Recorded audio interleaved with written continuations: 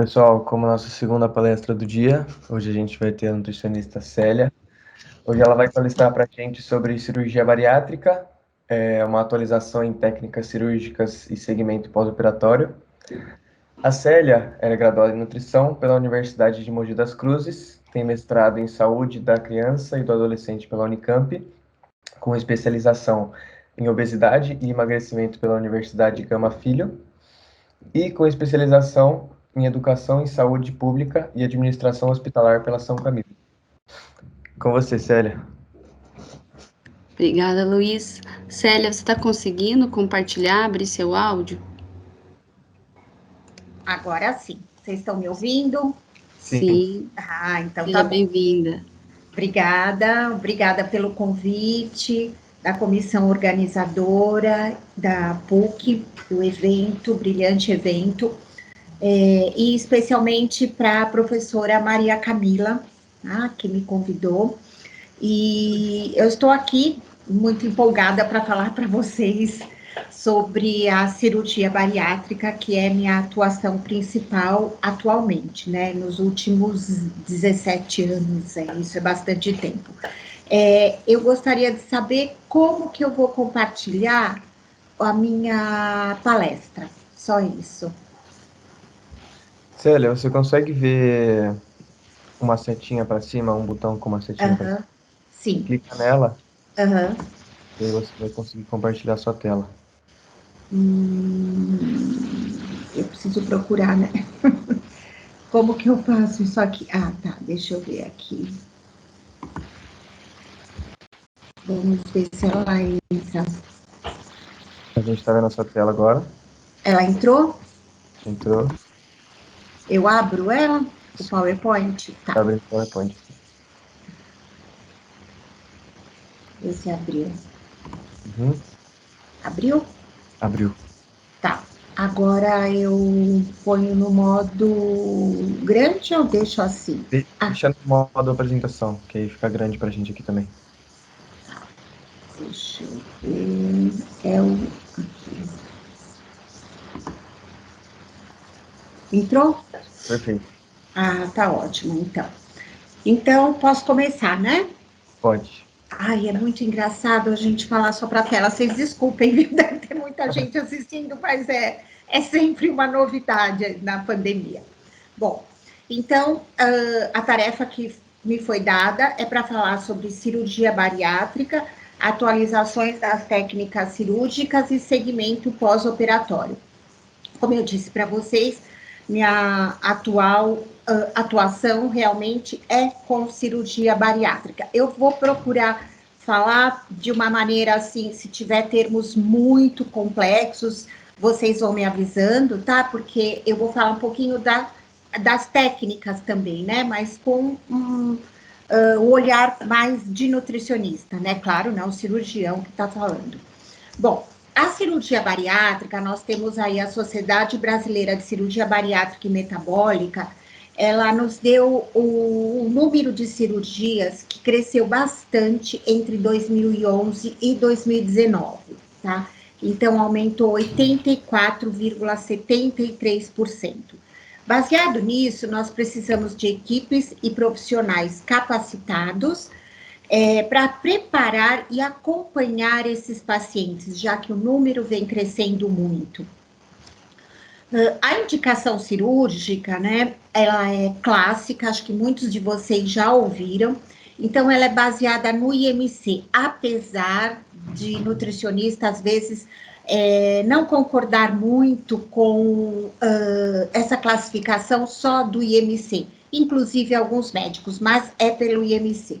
Então, a indicação atual é IMC de 30 a 34,5, uma obesidade grau 1 com diabetes tipo 2, bastante estabelecido e comprovado aí com exames e laudos de endocrinologista. 35 a 39, obesidade grau 2, e acima de 40, uma obesidade grau 3, não precisa ter nenhuma doença associada, né? Como nós falamos, essas comorbidades, o que se inclui nessas comorbidades? Hipertensão, diabetes, asma, ovário policístico, doenças ortopédicas. Então, são inúmeras não, né? Elas são, tem um número aí, mas aproximadamente 20 a 25 doenças que se enquadram como associadas à obesidade e são liberadas para fazer a cirurgia bariátrica. Quando nós falamos aqui desse índice de massa corporal da obesidade grau 1, com diabetes e a obesidade grau 2 também, com comorbidade que entra o diabetes, nós já estamos entrando no que a gente chama de cirurgia metabólica, né? Que atualmente é bastante utilizada também essa nomenclatura. Aí nós vamos falar um pouquinho mais à frente. Bom, aqui só para ilustrar a representação do nosso trato gastrointestinal e absorção de vitaminas, minerais e proteínas. Então, nós temos aí o estômago, que tem aí 1 litro a 1,5 litro, né, de tamanho, pode caber, de alimentos, e nosso intestino, que o tamanho varia de 5 a 7 metros, né, então ele é variável dependendo da pessoa, genética, enfim, mas uma média aí de 5 a 7 metros. E nós temos aí locais específicos para absorção dos nutrientes, ou seja, tanto da digestão como do aproveitamento dos mesmos. E os procedimentos cirúrgicos, né? Quais são os tipos de procedimentos cirúrgicos reconhecidos pelo Conselho Federal de Medicina? A banda gástrica ajustável, aqui eu vou citar, depois eu vou falar para vocês. A gastrectomia vertical, que é o sleeve gástrico, também conhecido como sleeve gástrico, bypass gástrico em Y de Roux e o duodenal switch. Então, vamos falar um pouquinho de cada uma aqui como introdução. Conhecendo aqui as técnicas cirúrgicas, o bypass gástrico em Y de Roux, a representação, né, ilustrativa dele, derivação biliopancreática do duodenal switch, o sleeve gástrico e a banda gástrica ajustável. Então, vocês podem ver que tem aí uma alteração no trato gastrointestinal, dependendo da técnica cirúrgica. E aí nós vamos falar das implicações dessas alterações. Bom, a banda gástrica ajustável, ela foi criada em 1984, trazida para o Brasil em 96, ela foi muito utilizada nos Estados Unidos e pouco utilizada aqui no Brasil, né? Tínhamos aí alguns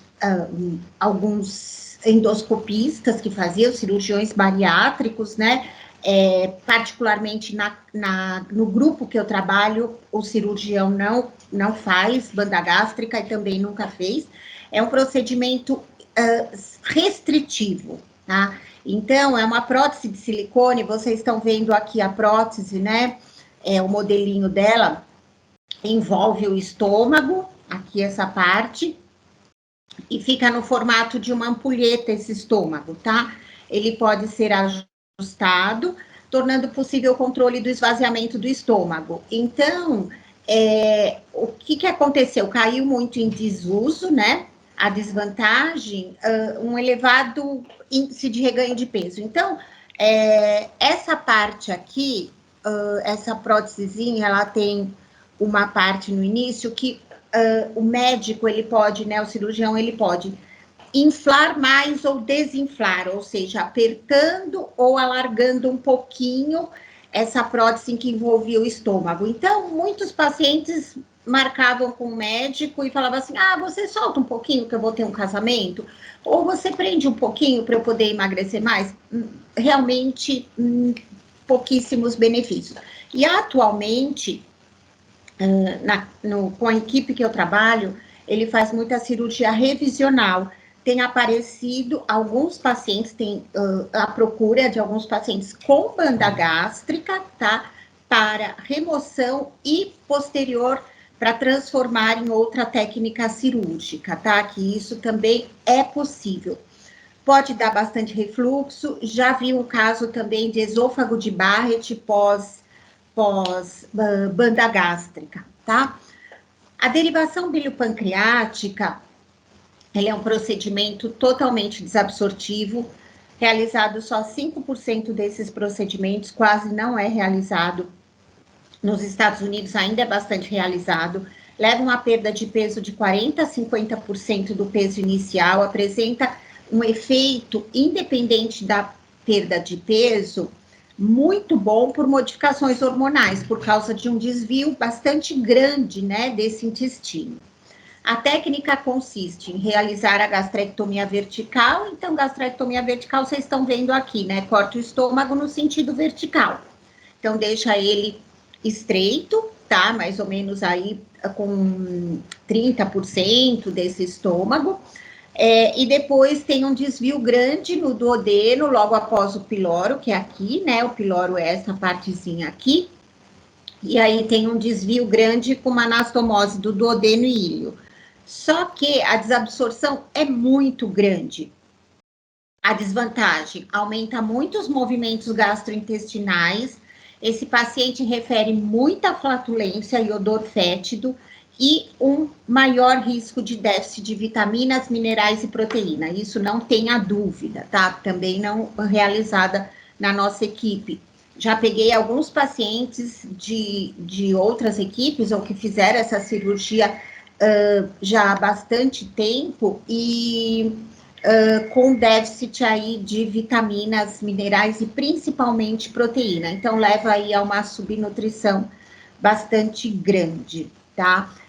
Uma curiosidade, esse estômago aqui, vertical, ele pode ser utilizado como o primeiro tempo de uma cirurgia, que aí é o sleeve gástrico, que é bastante conhecido. Então, aqui o sleeve gástrico é uma cirurgia muito realizada, isso mundialmente, cresceu muito nos últimos anos, justamente porque não mexe no duodeno e no restante da parte intestinal. Retira 70% a 80% do estômago, então sai por videolaparoscopia.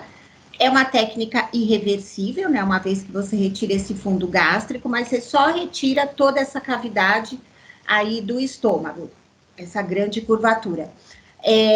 Ocorre sim também alterações neuroendócrinas e fisiológicas associadas, então não é só uma restrição, não é uma gastrectomia comum, né? O nutricionista está muito acostumado a lidar com pacientes gastrectomizados, às vezes por câncer ou outras doenças, retira uma parte, não é uma gastrectomia no sentido horizontal, é no sentido vertical, é isso que promove aí as mudanças hormonais intestinais, ou seja, a melhora metabólica, que é considerada essencial e considerada como cirurgia bariátrica. Pode ser revertida em outra técnica, ou seja, se o paciente eventualmente lá na frente voltou a ganhar peso, né, ele pode sim reverter, fazer a segunda parte, que é o desvio. A desvantagem é que ela pode levar a uma alta incidência da doença de refluxo gastroesofágico. Em média, 20% a 30% dos pacientes podem apresentar refluxo, porque fica bem estreitinho aqui. A perda de peso é por volta de 25% a 30% do peso inicial, bastante expressiva. E ainda considerada como padrão ouro das cirurgias, tá? O bypass gástrico em Y de Roux, que é considerada a cirurgia metabólica, tá certo? Também é um procedimento misto, separa o estômago em duas partes, não retira nada, é grampeado aqui esse estômago, e nessa parte aqui, né, simplificando, o estômago fica com 50 ml e ocorre um desvio do intestino delgado, né, do duodeno, e por volta de 100 centímetros a 150. Então, vai depender do cirurgião bariátrico, da necessidade, mas a técnica é essa. O alimento vai passar pelo estômago pequeno, tá? Então, aqui eu sempre mostro para os pacientes, é a via alimentar. Vocês estão vendo essa flechinha? A flechinha vermelha? Então, é a via alimentar. E essa via verde aqui é a via não alimentar. Então, por essa via não alimentar é que vem a bile, vem algumas enzimas pancreáticas, tá? E aí não encontra muito no momento da digestão e absorção. Por isso que também pode ocorrer aí alguma perda de absorção de vitaminas, minerais, gorduras ficam bastante comprometidas, tá? E a perda de peso é de 35% a 40%. Bom, aqui só por curiosidade, é utilizado bastante, né, nos consensos e guidelines, o sucesso da cirurgia através da avaliação da perda de peso após a cirurgia. E ela é verificada através da porcentagem da perda do excesso de peso, que aí tem uma regrinha, uma continha, mas mais a nível de curiosidade para vocês saberem. Isso daqui não é a porcentagem do peso inicial. Por exemplo, do bypass é 68% da porcentagem da perda do excesso de peso, mas do peso inicial é de 35% a 40%, tá bom? Mas isso a gente utiliza também para saber exatamente quando o paciente foi perdendo. Os procedimentos endoscópicos, só para vocês conhecerem, né? Ou atualizarem, mas não vamos falar dele, o balão intragástrico, uma gastroplastia endoscópica. Então, é feito um sleeve gástrico aqui, né? Por endoscopia. O endoscopista coloca aqui, o endoscópico tem uma agulha, né? Linha, e ele vai diminuindo esse tamanho aqui do fundo gástrico, mais ou menos em 60% de diminuição desse estômago. Bom, e o diabetes e a cirurgia? Agora que vocês já se familiarizaram com as técnicas cirúrgicas. Ocorre uma diminuição, a resistência à insulina, ela diminui porque ocorre a diminuição dessa resistência. O declínio da função da célula beta, ela é melhorada pela restauração da função das células beta. As células beta são aquelas células células do pâncreas, tá? Que produzem insulina. Então, depois da cirurgia bariátrica, ocorre uma melhora muito grande, tá? Declínio da função da incretínica, né? Função incretínica são hormônios intestinais que nós temos, que eles voltam a funcionar muito bem depois da cirurgia, justamente por causa de um esvaziamento gástrico mais rápido, seja pela diminuição do trânsito, né? Aí pela cirurgia, né? Do trânsito do alimento, ou também pelo esvaziamento mais gástrico, mesmo que não teve o desvio intestinal, como na técnica do sleeve, também melhoram muito esses hormônios incretínicos. E são eles que levarão a uma melhora do diabetes, que é uma reversão pela cirurgia metabólica, né? E isso ocorre muito antes da perda de peso em si. Então, isso, ao longo dos anos da cirurgia bariátrica, foi se constatando que muitas vezes, até antes do paciente ter alta hospitalar, quando demorava um pouquinho mais, 4, 5 dias, ou quando ele voltava no endocrinologista depois de uma semana, ele já tinha uma reversão do diabetes, uma melhora incrível, né? E não deu tempo de perder peso nesse tempo. Então, justamente por essa melhora aí dessas funções que eu citei para vocês. Aqui, só um trabalho mostrando que a cirurgia bariátrica versus medicamento para diabetes, resultados depois de 5 anos, o bypass 29%, sleeve 23% e medicamento 5%, deixando uma hemoglobina glicada menor de 6%, tá? Aqui, deixando claro que ninguém está dizendo aqui que a cura do diabetes deve ser por cirurgia. Eu estou colocando para vocês um tratamento cirúrgico, existe também o tratamento clínico, e aqui a explanação e para conhecimento do tratamento cirúrgico também, para obesidade, para doença obesidade e para doença diabetes, tá? São as alternativas de tratamento. E onde a gente entra nesse contexto todo, né? O profissional nutricionista na cirurgia bariátrica. Ele é parte integrante de uma equipe multidisciplinar, tá? Essa equipe deve apresentar uma integração, deve sim ter profissionais especializados e papéis definidos.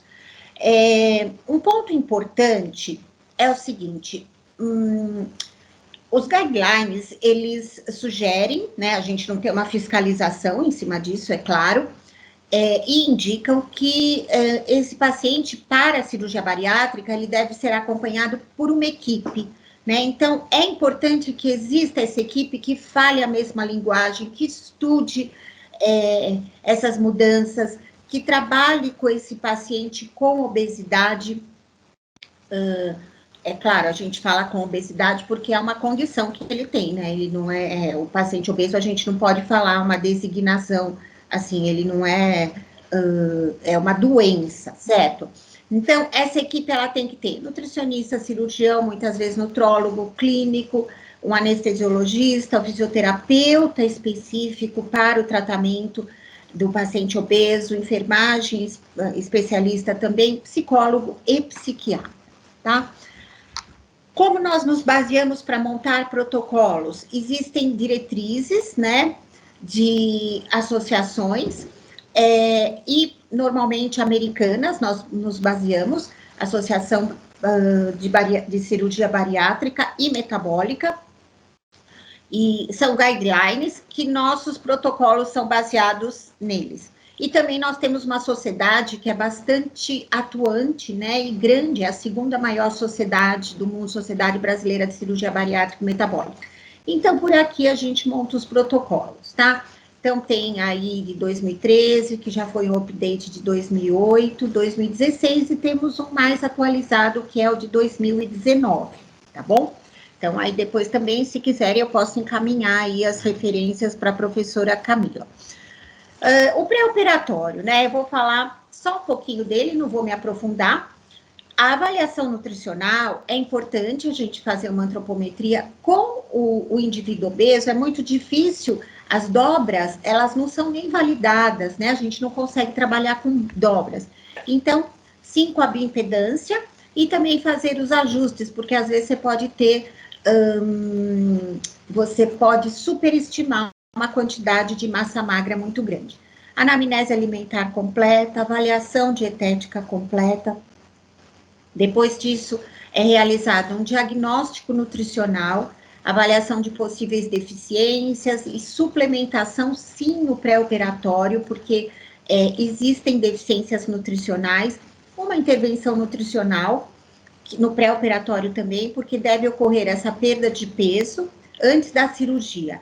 É uma necessidade cirúrgica, justamente porque indivíduos acima do peso e com um grau de obesidade, tanto obesidade grau 1, 2 ou 3, já carregam junto uma esteatose hepática, né? Uma gordura no fígado aí, às vezes leve, moderada ou acentuada, e ela deve ser reduzida por causa das cirurgias por videolaparoscopia. Uma orientação nutricional detalhada, não? E o monitoramento e reavaliação. Os aspectos nutricionais fundamentais. A família também deve fazer parte, né? Evolução dietética, esclarecer para esse paciente que como vai ser essa alteração do trato gastrointestinal e a necessidade da suplementação de vitaminas e minerais. Um consumo proteico adequado, nós vamos falar um pouquinho dela, e possíveis complicações, né? Intolerâncias alimentares que podem ocorrer tanto por falta de mastigação, síndrome de dumping, às vezes algumas deficiências enzimáticas, principalmente no bypass, diminui produção de enzimas proteolíticas, tá? E lá na frente pode ocorrer o reganho, recidiva de peso? Sim, tá? Eu particularmente gosto mais do termo reganho. A Sociedade Brasileira de Cirurgia Bariátrica e Metabólica, ela coloca como uma recidiva de peso, né? Ou seja, por ser uma doença crônica, a obesidade, essa doença pode recidivar sim, né? Mas aí ela pode recidivar não totalmente, mas numa quantidade de peso aí muitas vezes aceitável e até esperada, ou aí ela ultrapassar o valor aceitável. Deficiências de micronutrientes no pré-operatório são várias, tá? O que a gente mais encontra é a B12. Na minha prática clínica, é até acima de 18%, como relatado aqui, e vitamina D 90%, eu colocaria aí até 95%, tá? Até porque com a obesidade, as células de gordura, né, o tecido gorduroso, ele sequestra a vitamina D. Então, não adianta a pessoa também tomar sol, que aí ela não consegue, o tecido adiposo acaba sequestrando e não transformando na D3, né? Bom, aí não vou detalhar sobre isso, só para citar que existe, nós vamos tratar antes, né? Então, é importante que o nutricionista acompanhe os exames bioquímicos também no pré-operatório, tá certo? Deficiência nutricional, existe o risco nutricional? Sim, em todos os procedimentos, em menor grau e em maior grau. Aí vai depender da técnica cirúrgica. A restrição do estômago pode levar a uma menor ingestão de macro e micronutrientes, tá? Porque também ocorre uma menor produção de ácido clorídrico, porque diminuiu a capacidade gástrica, e também eles tomam inibidores de bomba de próton, que é o conhecido omeprazol, por muito tempo, para evitar refluxo e também gastrite ou úlcera. A exclusão do estômago e intestino do trânsito alimentar vai levar também a uma limitada produção do fator intrínseco no estômago, que é aquele que ativa a absorção da B12, né? Menor contato do alimento com enzimas digestivas vai levar a uma menor absorção de vitaminas e proteínas, principalmente proteína, e intolerâncias alimentares do paciente pode levar à exclusão de alimentos fonte de nutrientes essenciais, principalmente ferro, cálcio e zinco, que é o que a gente se depara. Após a cirurgia, é claro, a gente percebe uma rápida melhora das comorbidades, principalmente hipertensão, diabetes, apneia do sono. Podem ocorrer algumas deficiências nutricionais, sim, que levam inicialmente a uma alopécia, a uma fragilidade das unhas e algumas anemias, principalmente mulheres, idade reprodutiva, tá? Ou que menstruam muito. A alopécia, ela ocorre mais no no segundo trimestre depois da cirurgia, depois de uma perda de peso bastante intensa, tá? Ela é passageira, ela consegue ser contornada, né? O que eu ouço muito é muitas pessoas falando, não vai fazer a cirurgia bariátrica, não, você vai ficar careca. Até agora eu não vi ninguém careca. Realmente, assim, você pode ter em função de uma perda de peso rápida. É claro que você precisa suplementar, acompanhar, e principalmente os nutrientes mais específicos aí para construção de tecidos, né? Que a gente sabe que proteína, ferro, zinco, ômega 3, enfim. A suplementação nutricional em longo prazo é uma importante conduta terapêutica, mas ainda é um obstáculo muito grande, né? O papel do nutricionista, a função do nutricionista também é mostrar para esse paciente a importância de tomar o suplemento vitamínico mineral, que ele vai agir como preventivo, ele não cobre nenhuma deficiência, o suplemento vitamínico mineral, né? E eventualmente ainda a gente acaba entrando com algum específico para aquela deficiência que pode aparecer depois. A suplementação, recomendações e tratamento. Aqui os principais, eu mostrando para vocês, tá? Vitaminas do complexo B, então B9, que é o ácido fólico, a B12, B1, normalmente a gente não dosa, tá? Tinha-se muita deficiência dela quando as cirurgias eram mais restritivas e o paciente acabava tendo vômitos frequentes, mas a gente está sempre atenta aí também no caso de vômitos a B1. Vitamina D, zinco, proteína, que é o macronutriente mais importante, cálcio, tá? Cobre e vitaminas lipossolúveis, que também não é um protocolo usual, mas eventualmente são solicitados. Aqui eu fiz um resumo só da suplementação vitamínica e mineral. Ai, gente, vocês desculpem o barulho, acho que é o carro do gás agora. Então, além da suplementação do polivitamínico, existem alguns nutrientes que eles são nutrientes chaves que devem ser suplementados. O ferro, né, como eu falei para vocês, principalmente para mulheres idade fértil ou com uma menstruação muito intensa, e o tratamento, quando não consegue com essa suplementação, é endovenoso, aí o médico é que vai passar, o clínico. O cálcio, além do polivitamínico, a gente sempre eu entro com o citrato de cálcio ou carbonato, principalmente mulheres na idade o climatério, menopausa, e também o tratamento tem outras avaliações, avaliar o paratormônio, vitamina D. A vitamina D, além do polivitamínico, são 3.000 e dia, né? Mas aí a gente pode acabar passando para 7.000, 2 vezes por semana, ou 10.000, uma vez por semana. E a B12, que ela é extremamente importante, porque ela pode dar problemas neurológicos, é claro, não é uma aula de suplementação que eu estou dando para vocês, por isso que eu não estou falando sintomas também, tá? Ela pode ser utilizada depois ou via sublingual, que tem uma absorção excelente, via oral também. Até uns anos atrás a gente não utilizava via oral, tá? Mas aí os estudos foram mostrando para a gente que ela também é absorvida no ilho proximal, tá? Então dá para suplementar com ela via oral ou intramuscular, que aí também é o clínico que vai passar. A B1, eventualmente, o tratamento tem que entrar também via oral. E o zinco e cobre, o polivitamínico mineral, e às vezes a gente tem que entrar com um pouquinho mais de zinco, não esquecer do cobre, porque se você aumenta o zinco, fica faltando cobre aí e pode mascarar a deficiência de ferro. Bom, a proteína, que é o macronutriente mais importante, a triagem a gente consegue fazer pela bioimpedância, por aspectos de pele, cabelo, unha, ressecamento de pele, enfim, alguns sinais clínicos. A prevenção, a albumina sérica, super importante.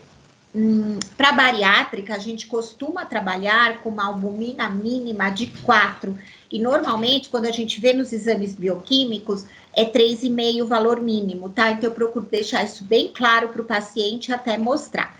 A suplementação é de 60 a 80 gramas dia, e aqui é a recomendação por quilo por dia, por quilo de peso ideal, tá? Quando eu falo 60 gramas para mulher, 80 gramas para homem, tá? Agora, isso, se for uma cirurgia da derivação bílio-pancreático, que é aquela mais absorvida, essa quantidade aumenta, tá bom? Outra coisa, a proteína, como eu falei para vocês, depois da cirurgia, a ingestão vai estar reduzida e a digestão comprometida.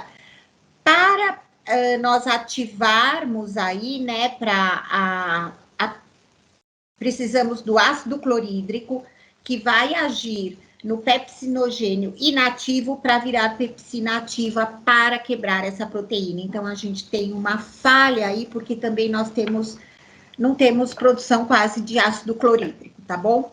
Então, os estudos demonstram para a gente que 20 a 25% da proteína ingerida, ela fica comprometida na digestão e absorção. Isso para o bypass. O sleeve também fica bastante reduzido, mas essa quantidade é para o bypass, tá?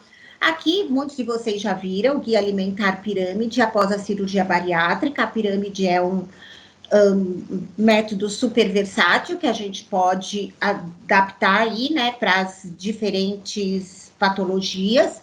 E aqui, enfatizando a base dessa pirâmide com os alimentos fonte de proteína. Então, é uma ferramenta muito boa para a gente utilizar com o paciente bariátrico.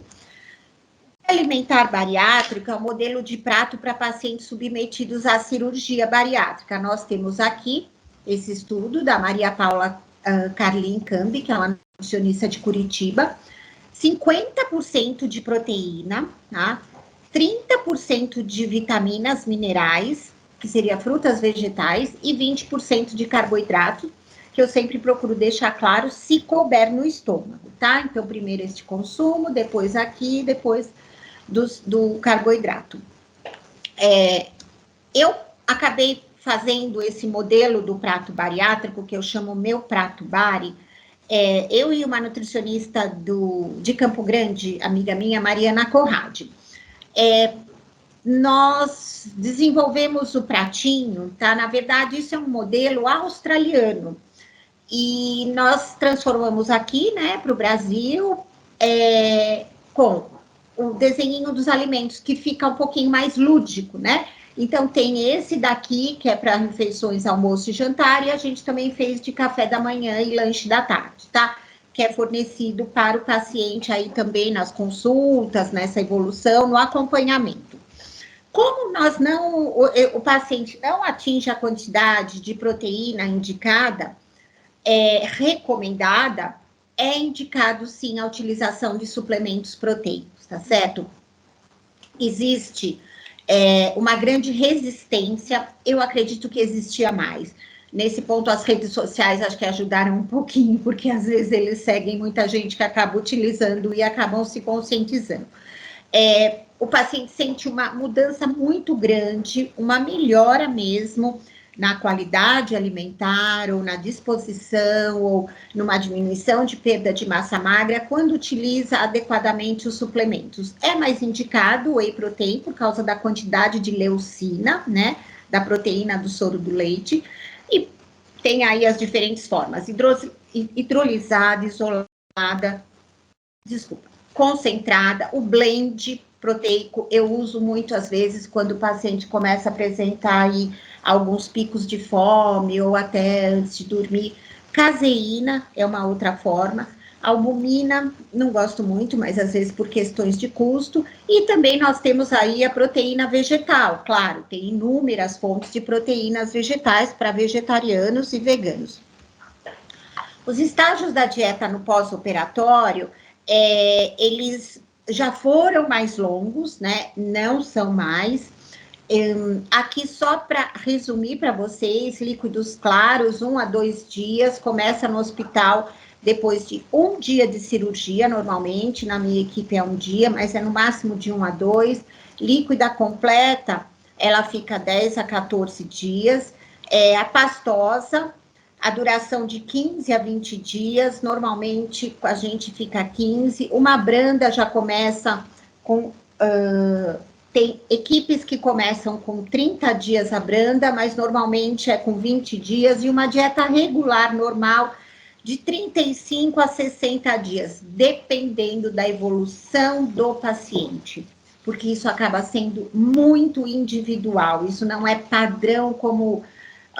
eu retirei uma vesícula ou fiz outra cirurgia, então, porque vai depender muito de vários fatores, como mastigação, intolerâncias alimentares, técnica cirúrgica, capacidade gástrica, se teve aí alguma estenose, ou seja, se estreitou um pouquinho e não conseguiu evoluir tão rápido, então, é aí que começa o acompanhamento nutricional, mais individualizado após os 30 dias.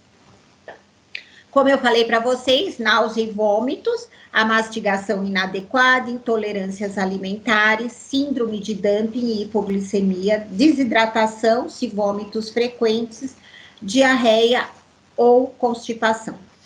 Claro que eu não conseguiria aqui desenvolver todos esses itens, então eu escolhi mais a síndrome de dumping e a hipoglicemia reativa para falar um pouquinho só, tá? Que eu acho mais importante aí para conhecimento e até para depois conduzir. A síndrome de dumping, né? Ela pode ocorrer de 2 tipos, acho que vocês já ouviram, né? Ele pode ser precoce e tardio. O precoce, ele ocorre de 15 a 30 minutos após a ingestão, normalmente de alimentos fonte de carboidrato, de absorção, de digestão e absorção rápida, e o tardio de 1 a 3 horas, tá? Então, vai ocorrer uma absorção rápida da glicose, uma secreção inapropriada de insulina e uma hipoglicemia. Eu sempre coloco para os meus pacientes o seguinte, os que apresentam, ou os que já vêm com diabetes tipo 2, tá? Ou os que já vêm com uma insulina muito alta no pré-operatório, que já vêm com uma resistência ao carboidrato até pela própria gordura abdominal, já é um pâncreas hiperativo no pré-operatório, ou seja, aquele pâncreas ele já trabalha muito, até porque ele, produzindo insulina, porque ele não tem uma resposta boa, porque a gordura atrapalha, certo? Então, depois da cirurgia, com a diminuição, a alteração da velocidade do trânsito do gastrointestinal, a qualquer ingestão, né, pequena, mesmo que seja pequena, comparado ao que era no pré-operatório, de um carboidrato com um índice glicêmico mais alto, uma velocidade de absorção mais rápida, já é suficiente para causar aí um desconforto, como um dumping ou uma hipoglicemia, porque já é um pâncreas que eu falo estressado. É uma palavra que eu uso aí, já é um pâncreas hiperativo, então qualquer sinal ele já libera bastante insulina, tá? E os sintomas? Fraqueza, náusea, diarreia, calafrios, dor e distensão abdominal, hipotensão, taquicardia, como alguns pacientes referem, parece sintomas da morte, né? Muito engraçado. O nutricionista tem que ter um olhar muito atento para esse paciente no pós-operatório, com recordatório alimentar, com esses sintomas, porque existem formas de burlar, né? Ele tem que estar fazendo um acompanhamento também psicológico. Tem pacientes que, sabendo que vai apresentar o dumping, é um desconforto muito grande, ele já come um pouco de doce deitado, o que não é uma conduta agradável, e não é uma conduta ideal, e nem segura, tá? Então, mas muitas vezes esse paciente às vezes demora para procurar o nutricionista para saber, até descobrir que é dumping. Ele vai no cardiologista, ele vai no neurologista, até chegar, normalmente o clínico, que é o endócrino, acaba encaminhando sim para o nutricionista. A hipoglicemia, ela é exclusivamente pós-prandial. Não existe hipoglicemia depois da bariátrica, né? Ela vai acontecer sempre depois. Ocorre de 1 a 3 horas da ingestão alimentar e a frequência permanece incerta devido a vários critérios diagnósticos diferentes ou semelhantes com a síndrome de dumping. Até a gente, às vezes, se confunde se o paciente está apresentando hipoglicemia ou síndrome de dumping, tá? Ela pode ser grave, pode ser séria e pode causar vários problemas aí, como baixa qualidade de vida, o paciente não consegue ter concentração, e quando a gente consegue, até para trabalhar, para suas funções diárias. Qual é a abordagem terapêutica que o nutricionista trabalha, né? Modificações na composição da dieta, utilizar medidas que reduzam ou retardem a absorção desse nutriente, né? Oferecendo formas de carboidrato diferente, presença de proteína em todas as refeições e gordura também saudável, né? A monopoliinsaturada. E eu uso muito a palatinose, né? Que é um carboidrato aí é uma isomaltose de baixo índice glicêmico, então dá para modular usando. E se os resultados forem limitados, aí tem medicamentos, que entra arcabose, casos do glucagon, mas aí é com o endocrinologista, por isso que esse contato também com o profissional acaba sendo muito importante. Outro ponto que eu acho muito legal para vocês saberem, né, para conhecimento, quem tem contato com pacientes de cirurgia bariátrica, tudo já ouviu falar que ocorrem alterações do paladar e escolhas alimentares após a cirurgia. Por que ocorre isso? Vocês lembram que lá no comecinho eu falei que ocorre a produção de hormônios diferentes, intestinais, que são as incretinas, tá?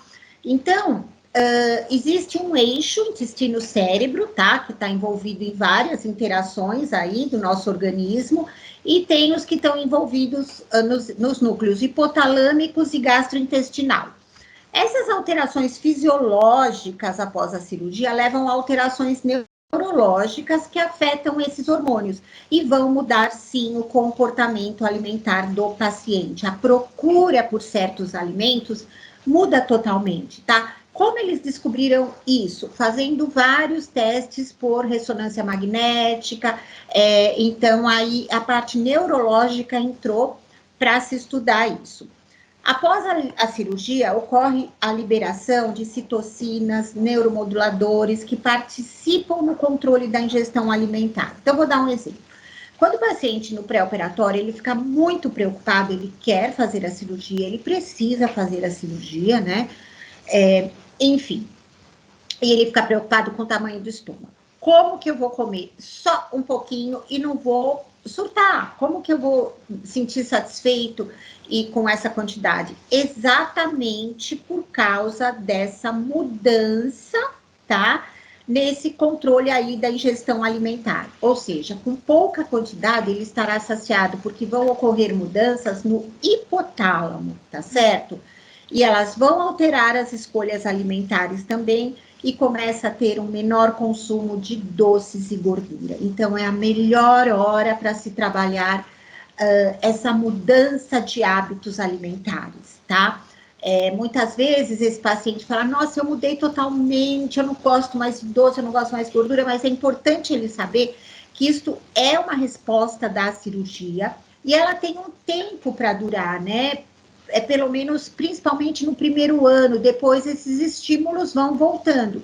E é nesse tempo que o nutricionista, o psicólogo, consegue trabalhar essas escolhas alimentares e aí o porquê de algumas escolhas. Bom, esse trabalho é muito bom, que fala dessas alterações da anatomia gastrointestinal, tá? Que vão resultar em alterações neurológicas e fisiológicas, tendo uma profunda influência no comportamento alimentar. E não deixando de falar aqui, para a gente ir finalizando, o reganho de peso, que tem várias causas, né? Sedentarismo, comportamento alimentar, deficiências nutricionais, IMC elevado, baixa adesão, e faltou um item aqui não menos importante que um consumo elevado de álcool. O nutricionista pode trabalhar aí com um manejo nutricional no reganho de peso, aumentando esse consumo proteico, essa gordura sendo de melhor qualidade, a quantidade de fibra sim é menor, vocês vão me perguntar, nossa, Célia, mas seria 25 gramas, né? Pelo menos no dia, para condições normais, um estômago maior, claro, né? E uma suplementação adequada. Aqui, que eu já estou avançando no tempo, alguns trabalhos falando da recidiva de peso, né, que com grupos, isso melhora muito, tá? A participação de grupos bariátricos, acompanhamento multidisciplinar, o contato mútuo com a equipe, tá? Aqueles que retornam para todas as visitas anuais, que são trimestrais, acompanham e perdem mais peso, tá? Do que os pacientes que não retornam. Isso no primeiro ano, no segundo ano semestral e a partir daí uma vez por ano, mas a gente sabe que a necessidade é maior, tá? A baixa frequência desse acompanhamento está relatado em vários trabalhos, aí esse trabalho aqui diz 40%, mas a gente pode até considerar um pouco mais. E o que o nutricionista pode intensificar nos seus atendimentos? Identificar detalhadamente o perfil desse paciente, respeitando a individualidade, traçar metas atingíveis. Então, a gente se depara com pacientes, eu quero pesar tanto. Gente, não é um computador, você não controla, não é quero, não existe um peso ideal, existe um peso saudável, um peso atingível, né? Traçar acordos, condutas, as perguntas têm que ser abertas, checar essas condutas, esclarecer sempre as dúvidas, tá? Então, aí o WhatsApp, na medida do possível, é um paciente que ele vem com muitas dúvidas, ele tem bastante medo depois da cirurgia. Esse peso também deve ser referido, medido e realizado medidas corporais, reforçar os pontos positivos, o automonitoramento eu acho importantíssimo com o diário alimentar, né, como foi citado na palestra anterior, quando ele come, como ele come, sozinho, não sozinho, sugerir novas condutas, identificar as recompensas e gatilhos, né, e trabalhar aí com a mudança comportamental. fechando, pessoal, aqui nós tínhamos uma reunião mensal de prevenção do reganho de peso, tá? Foi até 2019, infelizmente nós tivemos que parar, por causa da pandemia. Era um grupo aberto, várias discussões, reuniões mensais, grupo aberto que eu digo assim, não eram consultas individuais. Abria-se para um número X de pessoas para se inscreverem, né? Então, nós trabalhávamos com esse grupo de forma fechada, né? Não era cada dia, cada reunião iam pessoas diferentes. 2 nutricionistas, eu e Marcela, psicólogos, e os temas sugeridos pelos participantes. Muito bom, um crescimento bastante grande. Aqui falei praticamente quase todos os itens, né? Na verdade, eu citei, não expliquei todos. E nossas reuniões mensais pré-operatórias, elas estão ocorrendo online. Então, sempre foram presenciais, uma grande procura e palestra com o cirurgião, com o nutricionista, comigo, psicólogo, discussão de ex-operados, tá? E agora elas ocorrem às primeiras quartas-feiras do mês, das 19h30 às 21h30, hoje já ocorre. E ela está sendo transmitida pelo YouTube também, da Clínica Concon Oficial. E aqui o meu agradecimento para vocês. Espero que não tenha sido um conteúdo muito grande, acredito que tenha sido, né? Mas que vocês consigam aproveitar, e eu estou aberta aí a dúvidas, e se quiserem as referências eu também posso fornecer, tá bom? Muito obrigada e obrigada pelo convite. Célia, a gente que agradece a palestra. Eu vou passar a palavra agora para Maria Camila. Espera aí, deixa eu abrir vocês. As perguntas. Camila. Aqui. Oi, Camila. Oi, Célia, tudo bem? Tudo bom, e você?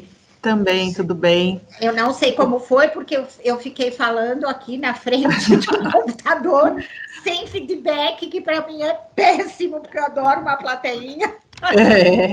Mas é assim, a nossa realidade atual é essa. Não sei se é novo normal ou é a realidade mesmo já. Não sabemos ainda, né?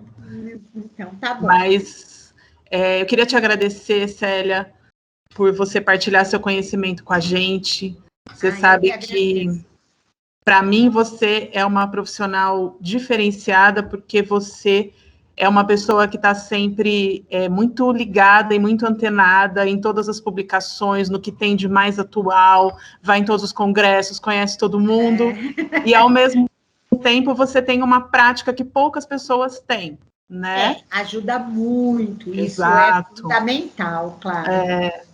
Então é muito diferente a gente ouvir um profissional que junta, né, toda essa questão de atualização, de publicação, e o profissional que tem a prática, né?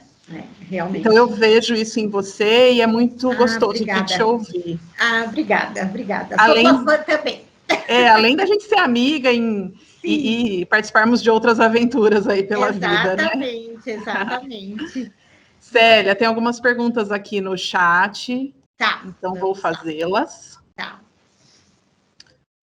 A primeira pergunta é a idade mínima para a realização da cirurgia bariátrica. Tá.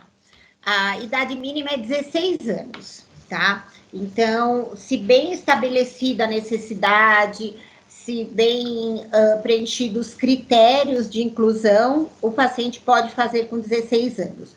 Alguns convênios, às vezes, eles seguram um pouquinho, mas pela legislação é 16 anos. E, normalmente, nessa idade, é realizado o sleeve gástrico, tá? É uma cirurgia que, eventualmente, depois ela pode ser revertida para um segundo tempo, tá? Se esse paciente, às vezes, voltar a ganhar peso, dependendo do grau de obesidade, se já for uma obesidade muito grande, porque depois do bypass, muitas vezes, você não tem para onde fugir. Então, a indicação acaba sendo mais clássica com o sleeve gástrico. Perfeito. A outra pergunta, como começar a atuar na área? Sempre tive vontade de conhecer mais sobre o assunto e após a palestra essa vontade cresceu ainda mais. Obrigada. Primeiro ponto, estudar bastante. Fazer alguma pós-graduação voltada para a cirurgia bariátrica, né? A faculdade, ela tem um leque incrível, mas ela não especializa, né, o aluno. A partir daí, você fazer uma especialização, uma pós-graduação em obesidade e cirurgia bariátrica, né? Não existe só cirurgia bariátrica. E começar a procurar alguma equipe, algum cirurgião, tratar esses pacientes no consultório. Você não precisa trabalhar só numa equipe, né? Hoje eu vejo que muitos pacientes, eles são tratados no pré-operatório por uma equipe e não é essa porcentagem toda, ou 100%, que volta nessa equipe. Por N questões, porque não mora na mesma cidade, enfim. E aí você ser uma referência em cirurgia bariátrica para esses pacientes que não acompanham, tá? Acompanhar todos os eventos, ou muitos eventos de cirurgia bariátrica, isso é muito bom, tá? Seguir aí a Sociedade Brasileira de Cirurgia Bariátrica e Metabólica, seguir links de cirurgia bariátrica e metabólica, e aí você vai conseguindo aumentar esse teu conhecimento. Ok. A pergunta da Luísa Scudeler. O paciente que faz a cirurgia bariátrica pode apresentar fraqueza ou mal-estar pelo corpo mudar muito rápido? Luísa, né? Então, Luísa, pode sim, se ele não está muito treinado ou não está muito atento às orientações nutricionais, ou a tomar bastante água, tá? Porque muitos pacientes apresentam até sintomas de fraqueza, mal-estar, tontura, pode ser desidratação. A necessidade de líquido na perda de peso rápida é muito grande, tá? Então, quando você fala para esse paciente se hidratar mais, automaticamente ele melhora, tá certo? Depende muito se ele está apresentando alguma hipoglicemia, aí precisa analisar se está faltando aí, como que tá as refeições dele no dia, ou tempo muito longo de se alimentar, a qualidade alimentar, se está incluindo uma suplementação proteica e tão importante quanto a suplementação de vitaminas e minerais, se ela está sendo adequadamente suplementada. O que eu percebo? O nutricionista, ele tem um olhar mais crítico para a suplementação de vitaminas e minerais, tá? Então, claro, de tanto trabalhar com isso, e tenho uma autonomia até bastante grande no grupo que eu trabalho para fazer essa suplementação. Mas é importante, sim, o acompanhamento nutricional. Mas pode acontecer e são diversos fatores aí, como eu citei. Ok. Da Luísa mesmo, ela fez uma outra pergunta. Um paciente que não consome carne, que fez o bypass, tem maior chance de ter carência de B12? E a carência de B12 causa quais sintomas? Tá. Então, Luísa, é assim. Quando você está falando carne, eu estou imaginando carne vermelha, né? A carne vermelha realmente é uma queixa frequente. Ela acaba tendo uma digestão um pouco mais difícil por alguns pacientes. A fibra dela acaba sendo mais difícil de ser triturada, enfim. Eles referem pesar muito no estômago. A B12, ela não... As fontes de B12 são carne vermelha, carne branca, as carnes brancas, ovos, leite. Então, só a carne vermelha não levaria uma deficiência de B12, tá? A deficiência de B12, ela vai ocorrer, sim, até pela deficiência de absorção. Não vai absorver mais B12 depois da cirurgia, tá? Não adianta querer suplementar com comida que não vai suplementar, tá? Vai tomar o polivitamínico e aí, dependendo dos níveis dela no sangue ou sintomas, que são mais sintomas neurológicos, os clássicos. Formigamento nos membros inferiores, pernas, pé, um cansaço muito grande nas pernas, formigamento nos braços e mãos, então nas extremidades, tá? Esquecimento muito grande, em alguns casos até deficiência da marcha, que é no andar, tá certo? Dá também essa fraqueza, cansaço, então tem que suplementar. Um ponto importante, os nossos níveis bioquímicos que aparecem no exame, eles não são feitos para a cirurgia bariátrica. A medida mínima para pós-bariátrico é de 400 e não de 190, como aparece nos exames, tá? Independente dos níveis, eu suplemento paciente que às vezes está com 800 o nível de B12, porque apresenta, sim, sintomas, tá certo?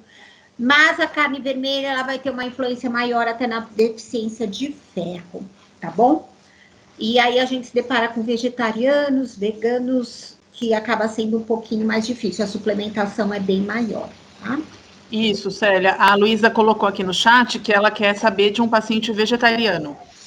Tá, o vegetariano, ele vai sim ter, eu já coloco até no pré-operatório, há alguns anos atrás, gente, quando a gente é mais velha, né, você já passou por todas as fases,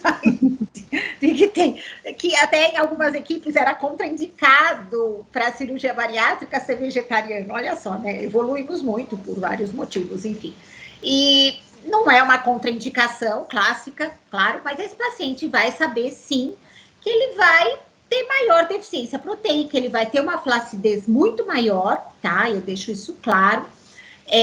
Não sou contra quem é vegetariano, enfim. Vai ter uma flacidez maior, pode sim ter uma queda de cabelo mais acentuada, até porque a suplementação proteica vegetariana, a quantidade de uma proteína da ervilha, uma proteína do arroz, uma proteína de algum grão, é muito maior o volume para você atingir uma quantidade de proteína adequada, né? Ou ideal. E o paciente, às vezes, não tem volume gástrico para isso, tá? As proteínas vegetais são muito boas, mas, de novo, o volume é muito grande. Hoje eu até coloquei proteínas vegetais no meu Instagram, fontes e a quantidade. Mas, por exemplo, uma xícara de grão de bico, 9 gramas de proteína crua. Gente, não dá num estômago pequenininho. Então, acaba sendo difícil, a suplementação é maior. Eu não estou dizendo impossível, tá, pessoal? E aí também maior suplementação de B12, ferro, entre outros, tá bom? Ok, Célia, a gente está encerrando. Tem mais uma última pergunta aqui no chat. Tá. Que é se é possível fazer um estágio nessa área, estando na graduação ainda, e como isso funciona? Então, eu não conheço estágio nessa área. Eu acredito que talvez as faculdades ofereçam a nível ambulatorial, não sei se a PUC tem ambulatório de cirurgia bariátrica, tá? Para pacientes de pós-operatório ou pré-operatório, normalmente seria mais pós-operatório, mas estágio mesmo eu não conheço, e nem residência, tá? Você conhece algum, Camila? Não sei, talvez conhecer o serviço, mas não quer dizer estágio, tá? Sim. Porque acredito que não. Então, até porque teria que ser mais a nível ambulatorial e não hospitalar, porque o paciente opera num dia e vai embora no outro, né? Então, sim, desconheço. Teria que ser mais ambulatório mesmo, né? Para acompanhar. Exatamente. Mas desconheço, aqui na PUC a gente não tem. Eu sei que, eu não sei se, eu já ouvi algumas faculdades, mas assim, no momento, mas fora do estado de São Paulo, que acho que tem, que trabalham com obesidade, ambulatório de obesidade, e abriram aí um lequezinho para a cirurgia bariátrica após, tá bom? Ai, desculpa de eu ter estendido um pouquinho mais. Não, imagina, estamos no tempo. Então tá bom. Agradeço muito o convite, é um tema que eu adoro falar, adoro dividir a minha experiência e falar sobre o assunto, porque nutricionista tem tudo a ver com isso, né? Muitas vezes eu vejo nutricionistas até sendo contra a cirurgia bariátrica. Não, gente, obesidade é uma doença, a cirurgia é uma forma de tratamento e o nutricionista é uma peça fundamental nesse tratamento, tá? Então, a gente também tem que abrindo essa visão aí de como trabalhar nas diversas facetas que a nutrição nos oferece, nos mostra e fazer o melhor trabalho possível, tá bom? Obrigada, sucesso para todos vocês, né? Tem muito nutricionista aí. Parabéns pelo nosso dia que foi ontem, tá bom? Exato. E aí, obrigada, viu, Célia? Beijo para vocês. Obrigada. Tem muitos agradecimentos aqui no chat, tá bom? Legal, depois obrigada. você dá uma olhadinha, o pessoal elogiando, agradecendo demais. E eu quero, então, finalizar em nome da comissão organizadora desse evento e em nome da Faculdade de Nutrição da PUC Campinas, eu quero agradecer a sua presença aqui com a gente. Muito obrigada. Tá bom, então. Muito obrigada,